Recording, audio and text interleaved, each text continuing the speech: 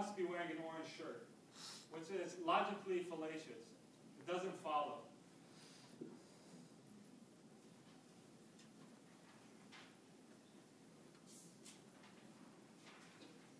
third argument they bring up often is that the so-called fine-tuning of the universe is a complete myth. It's an optical illusion. It's just something that we convince ourselves of.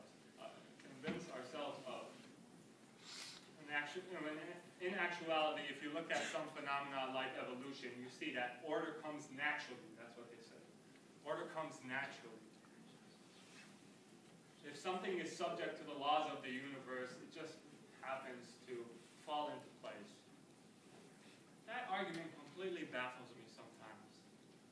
Do you know, is there any place in the world where you would go and you would see very consistent and strict laws, and you wouldn't conclude that there is an authority enforcing those laws?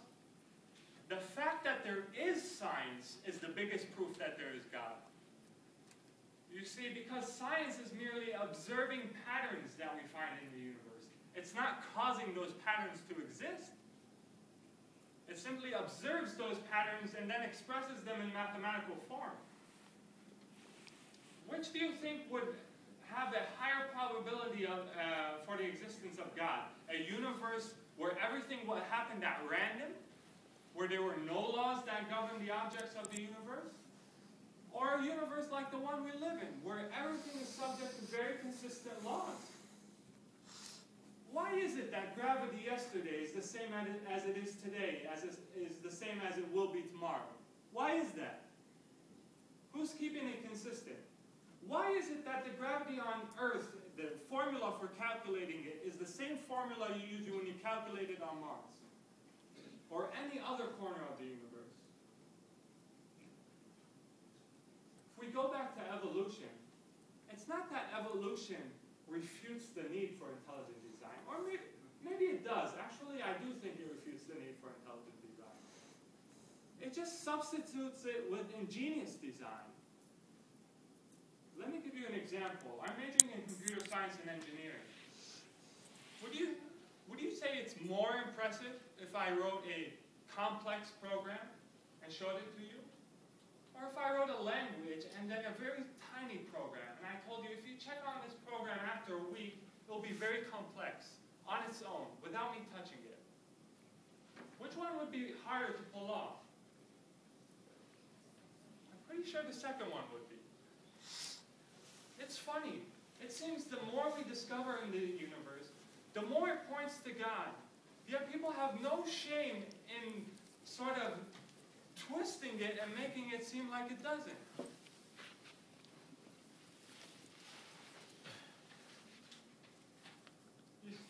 One of my atheist friends, he asked me, he was like, you know, you atheists, you guys don't believe that science explains everything. And I said, no, you're mistaken. It's not that we don't believe science explains everything. It's that we believe science doesn't explain anything. Science isn't causing things to exist. Let me give you a clarifying example.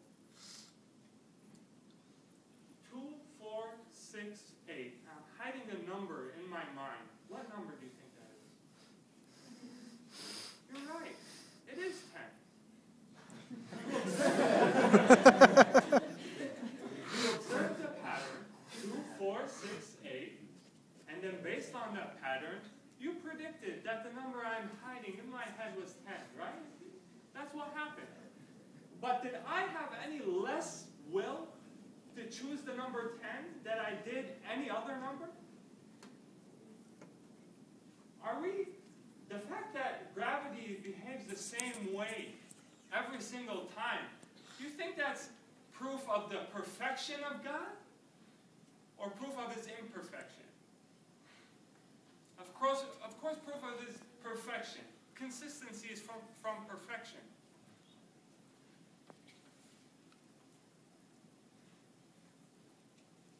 And then the final argument is for God, as Muslims propose him, has contradictory characteristics.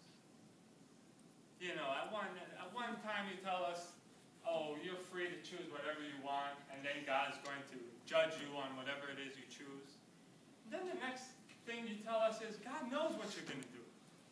Well, how are you reconciling those two? Don't you have a critical mind? You know, the answer to this is very simple. I have a sister of mine, she lives in England. She told me that it's illegal to carry guns in England. They don't license it to civilians. If I told you I had a friend, John, who lives in England, and he has a licensed gun, would you believe me? No, because that violates the law of contradiction. You can't live in a place that doesn't license guns and have licensed gun. What if I told you John lives in Texas, and he has a licensed gun? Would you believe me? Sure. I mean, everyone in Texas has a license. So what changed? The action was precisely the same. John has a gun, John has a gun. What changed? The laws that John was abiding by changed.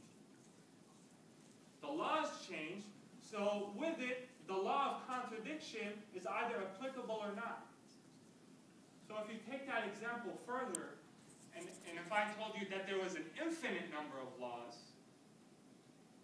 that someone was abiding by, then anything that person would do would be a contradiction.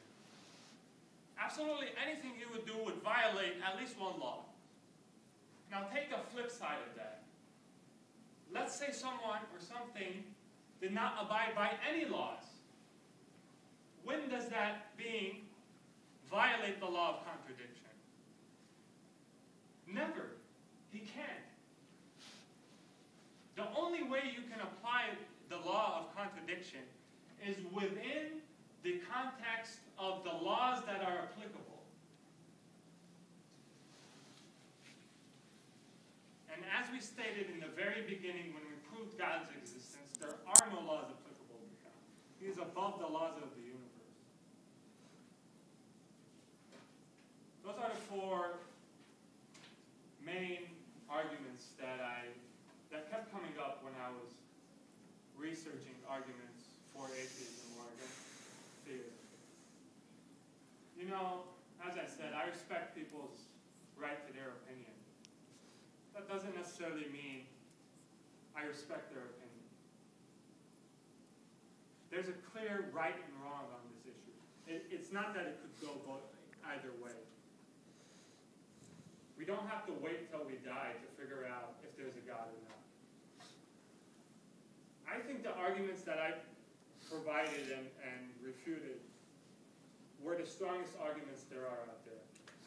The rest is just, you know, it goes downhill from there. There's no reason not to believe that God is amongst us today. And I believe the only way atheism can prevail against the theory that, or the knowledge that there is a God, is by making people disbelieve in their own ability to reason. They'll come up to you and say, well, so-and-so, he's so smart, and he doesn't believe that there's a God. And immediately you start doubting your own reasoning and your own logic. But you shouldn't do that, because that's the only way they can convince you of atheism. Trust yourself. Trust your own reasoning. Trust your own logic. Trust your own ability. Don't take anyone's word for it. As God says in the generous Quran, he says, tell them, give me the evidence if you are indeed truthful. And that should be our motto as Muslims. That we apply on ourselves and on others. Tell them, give me your evidence if you are indeed truthful. Okay. I'll take questions.